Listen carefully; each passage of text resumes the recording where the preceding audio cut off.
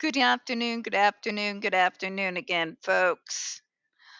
Welcome to another episode of Spilling Tea. I'm your host, Tiffany Daniels. We are going back to that horrible world known as the JRC, but before we do, the usual disclaimers. If you are unfamiliar with the Stop the Shocks campaign or the campaign against the troubled teen industry, you're going to find all the pertinent links right there in the description box. Please, in particular, take note of the article written by NeuroClastic, a small non for profit started by autistics for autistics. In it, they interviewed over 900 ABA professionals in regards to the JRC's so called behavior modification program. The Judge Rotenberg Educational Center doesn't want you to read that article so much.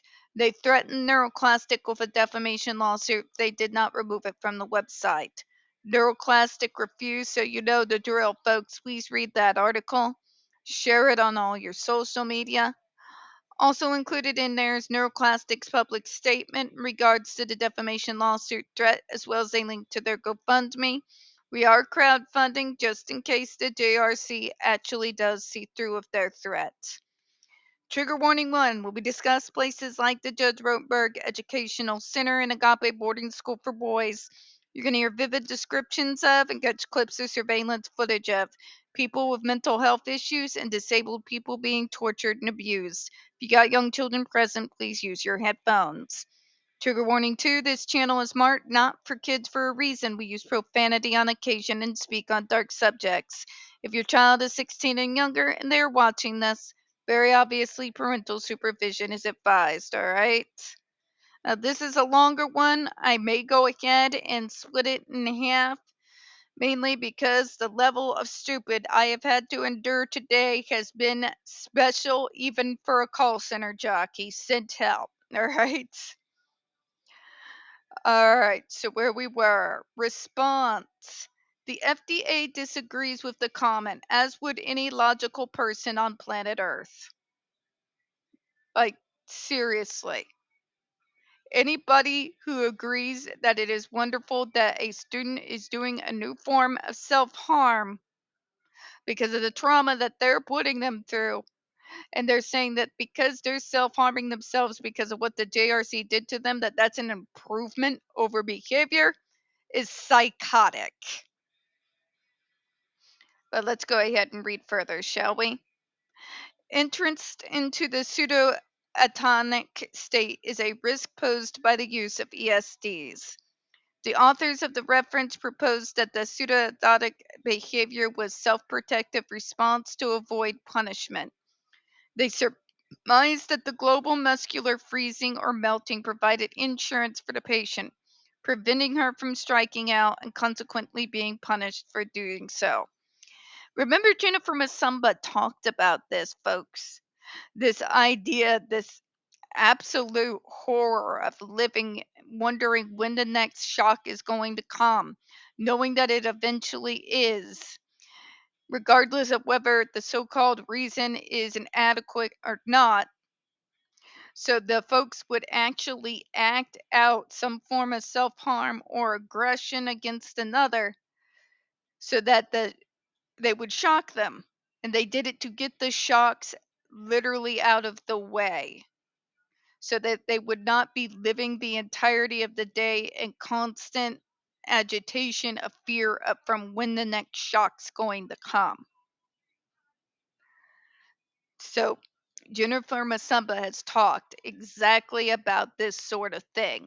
The types of behaviors they would instigate knowingly and knowing exactly what they were doing to get those shocks out of the way. Yeah. Let's continue to read, shall we? The patient became temporarily unresponsive even upon receiving affection from caregivers. Thus, even assuming authors were correct that the pseudoatonic state was insurance against striking out, this does not mean that the behavior was not an adverse effect or a risk. Okay, for those who don't know, there's a lot of us individuals who've gone through some excruciating traumatic shit. And one of the outcomes of this is what they're talking about in regards to unresponsive. For myself, I will stare directly at a wall without blinking, and if I'm not disturbed, can stay there for several hours on end. It's a freeze up, it's a coping mechanism.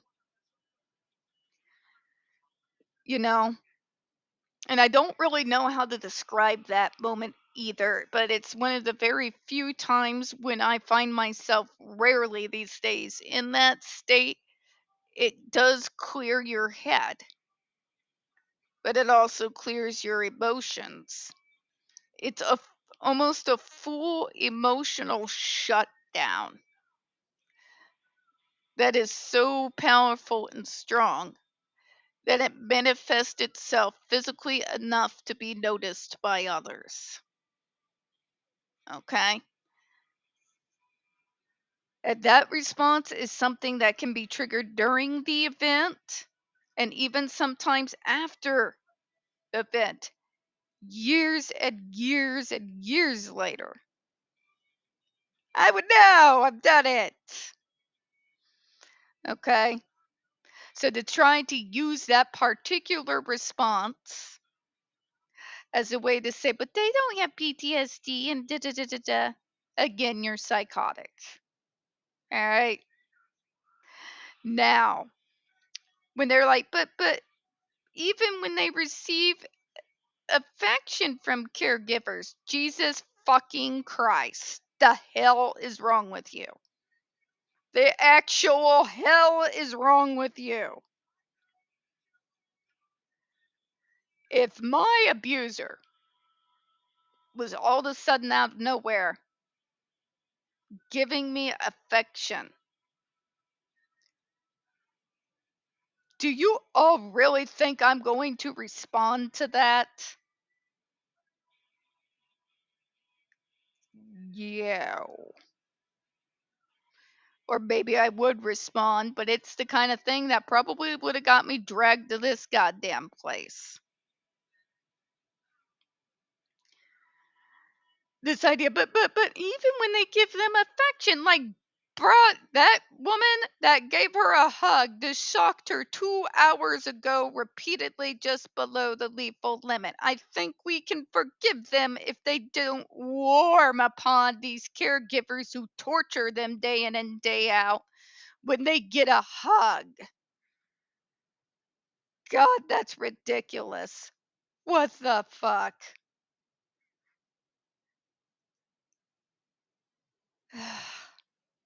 Thus, even assuming the authors were correct that the pseudo-atonic state was insurance against striking out, this does not mean that the behavior was not at first effect or risk. Of course it is. When you go through traumatic shit, you develop coping mechanisms. Some healthy, some not so healthy. Some, if you don't get treated for it, might lead to your death. That would be me. In case you're wondering what the hand wiggling is, that would be me. Okay.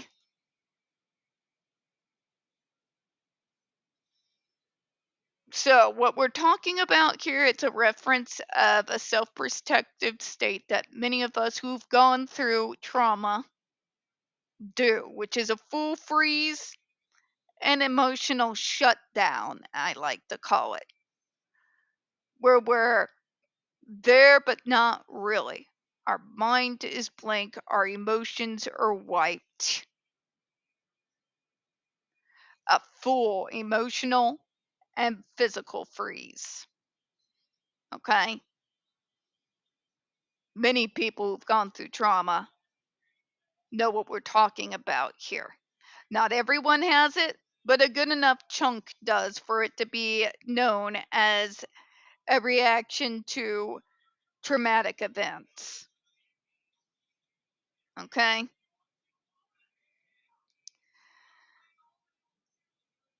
It's just, yeah.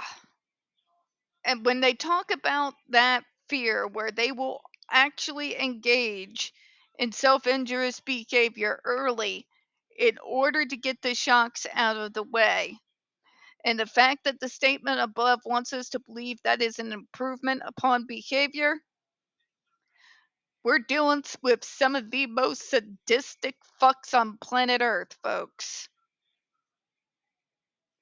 Their depravity and barbarity seems to know no bounds, and it just gets worse with every single document I read. And I've been in this damn near 20 years. Okay? I am glad that the FDA was able to see through that crap. And also sound, in spite of the subtle language, just as horrified as we are by the statement made by the JRC groupie Kool-Aid drinker. Gives me a little bit of hope, which is not something I have much of and never really have. We're going to go ahead and close on that, folks. We don't get very many views on this channel. The few we do tend to get removed from time to time. So, folks, please, you know the drill. Please don't forget to hit the like button, hit subscribe, and please don't forget to hit those comments. I appreciate your time this afternoon. And as always, folks, we here at Smelling Tea hope you have a good one. Bye bye, everyone.